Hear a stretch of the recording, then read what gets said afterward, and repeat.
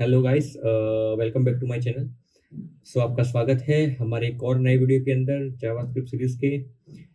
सो इस वीडियो के अंदर हम लोग बात करने वाले हैं जावास्क्रिप्ट के अंदर फंक्शन क्या होता है, फंक्शन कैसे काम करता है, कौन कौन से तरीके हैं जिससे थ्रू हम फंक्शन को डिक्लेयर कर सकते हैं, कैसे हम फंक्शन को यूज कर सकते हैं, कैसे पैरामीटर पास कर सकते हैं फंक्शन को, कैसे एक्चुअल फंक्शन को हम कोड में यूज कर सकते हैं, इसके यूज केसेस क्या है।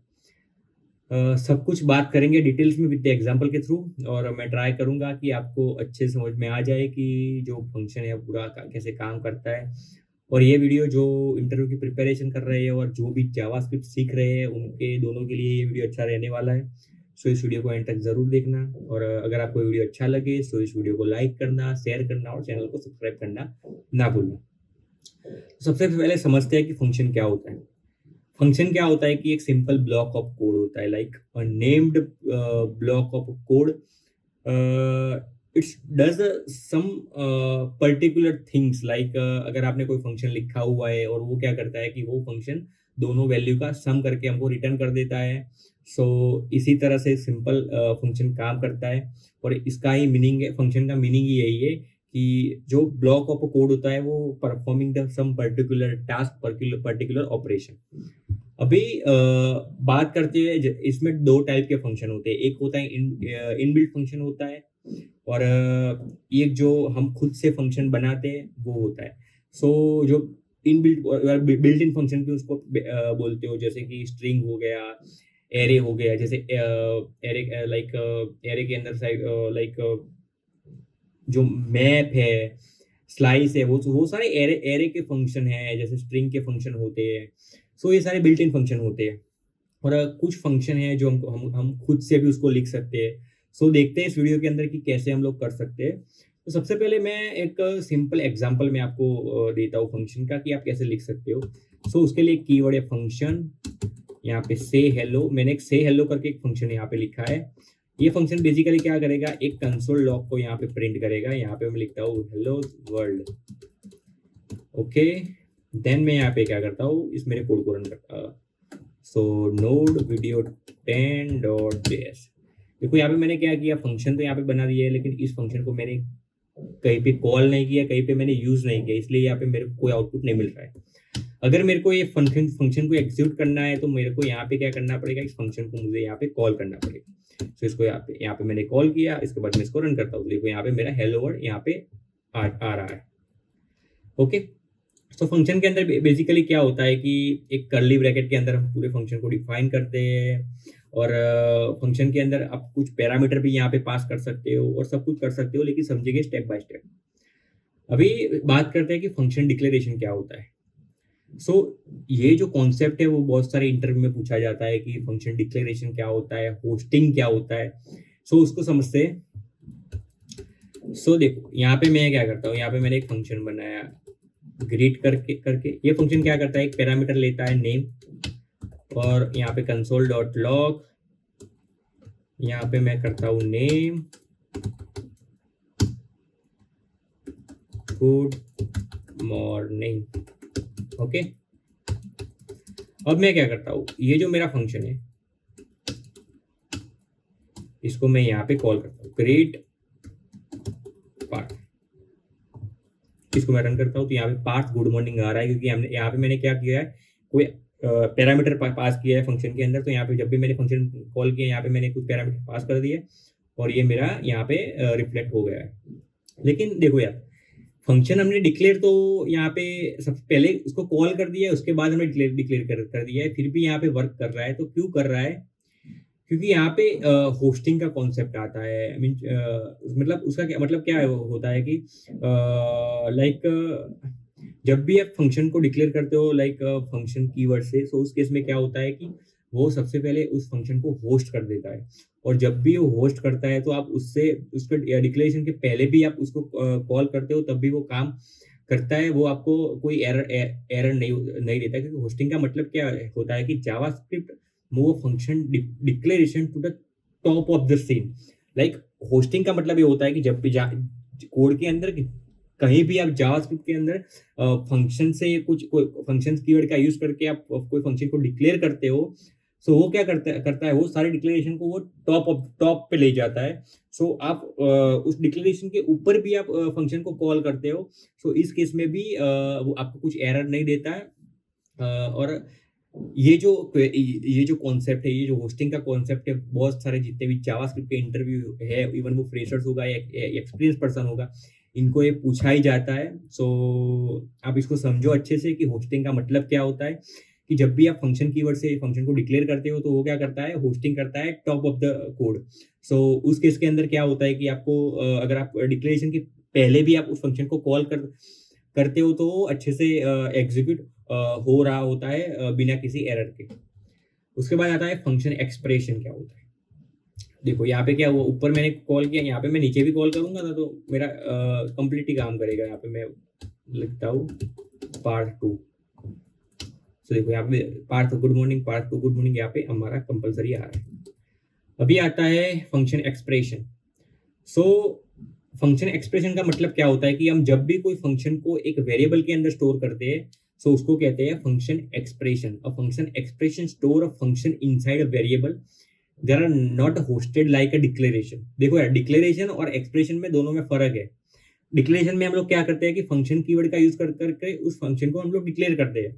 लेकिन जो फंक्शन एक्सप्रेशन होता है, उस केस में हम लोग क्या करते हैं कि उस फंक्शन को हम पर्टिकुलर वेरिएबल के अंदर हम लोग स्टोर कर देते हैं।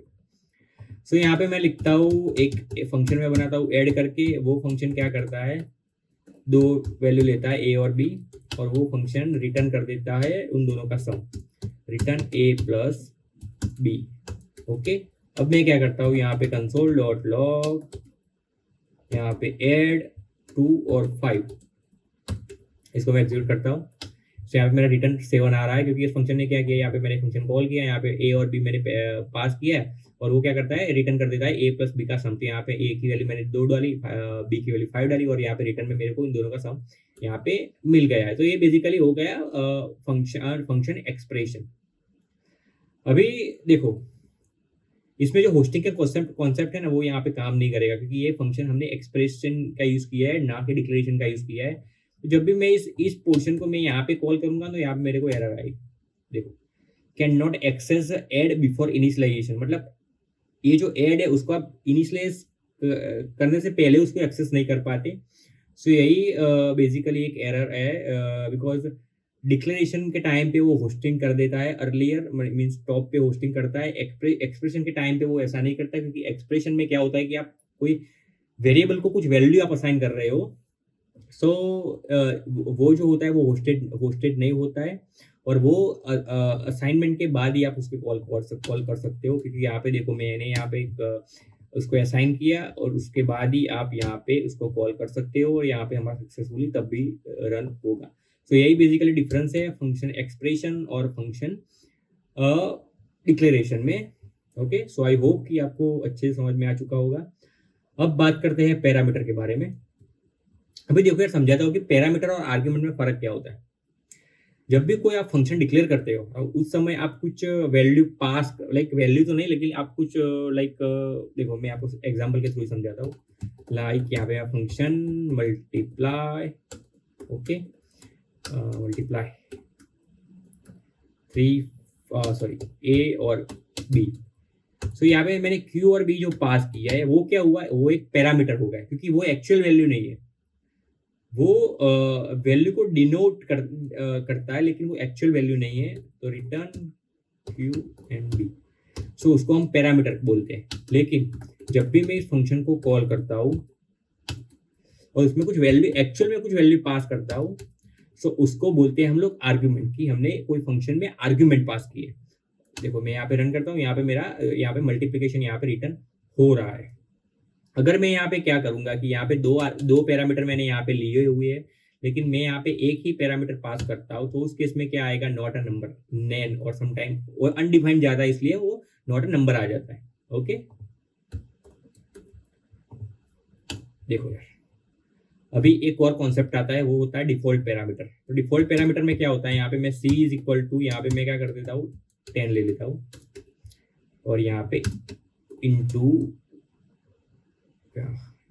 यस, ओके, और यहाँ पे मैं क्या करता हूँ, यहाँ पे वैल्यू में 5 दे देता हूँ। सो देखो यहाँ पे 5 into 10 टू 10 एंड 10 into 5 50, तो यहाँ पे मेरा 50 आ रहा है। लेकिन अगर मैं यहाँ पे कोई वैल्यू भी असाइन नहीं कर देता तो वो क्या करेगा, मेरी डिफॉल्ट वैल्यू को ले लेगा। तो यहाँ पे मेरा 100 आ रहा है, क्योंकि इसने क्या किया, मैंने सी की वैल्यू यहाँ पे नहीं डाली है, मैंने आर्ग्यूमेंट पास नहीं किए, तो ये क्या करेगा, यहाँ से मैंने डिफॉल्ट वैल्यू यहाँ पे सेट कर ली हुई है, तो ये क्या करेगा, डायरेक्टली डिफॉल्ट वैल्यू को यहाँ पे यूज कर लेगा। तो यही होता है कॉन्सेप्ट डिफॉल्ट वैल्यू का। अब बात करते हैं कि रेस्ट पैरामीटर क्या होता है। सो फंक्शन सम यहाँ पे मैं पास करता हूँ like rest parameter nums. Okay, so ये बेसिकली क्या करता है कि यहाँ पे मैं सबसे पहले रिटर्न करता हूँ, नम्स को रिटर्न कर देता हूँ। सो यहाँ पे मैं कंसोल लॉग करता हूँ नम्स, सॉरी यहाँ पे मैं 1 2 3 4 5। सो ये बेसिकली जो रेस्ट पैरामीटर का कॉन्सेप्ट है काम कैसे करता है, तो मैं यहाँ पे रन कर, यहाँ पे कुछ एरर आ रहा है। ओके, सम है।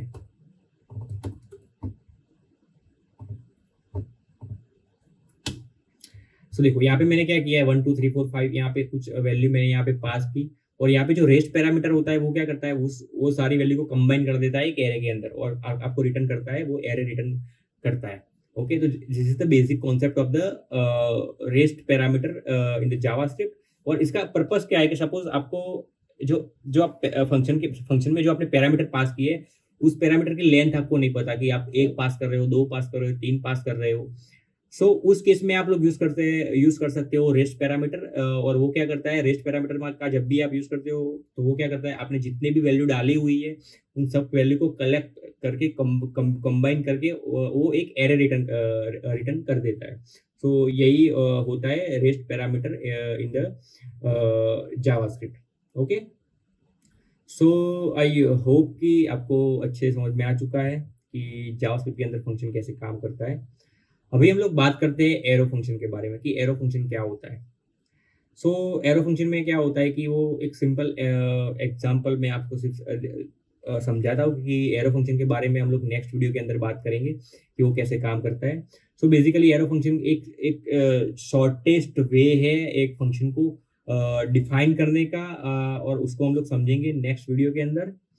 सो आई होप कि आपको अच्छे समझ में आ चुका है कि फंक्शन कैसे काम करता है, फंक्शन डिक्लेरेशन क्या होता है, फंक्शन एक्सप्रेशन क्या होता है, पैरामीटर क्या होता है, आर्ग्यूमेंट क्या होता है, डिफॉल्ट पैरामीटर क्या होता है, होस्टिंग क्या होता है, सो रेस्ट पैरामीटर क्या होता है। सो अगर आपको ये वीडियो अच्छा लगा है तो इस वीडियो को लाइक करें, शेयर करें और चैनल को सब्सक्राइब करना ना भूलें। और मिलते हैं जी ऐसे एक और नए वीडियो के साथ। So thank you very much guys for watching this video.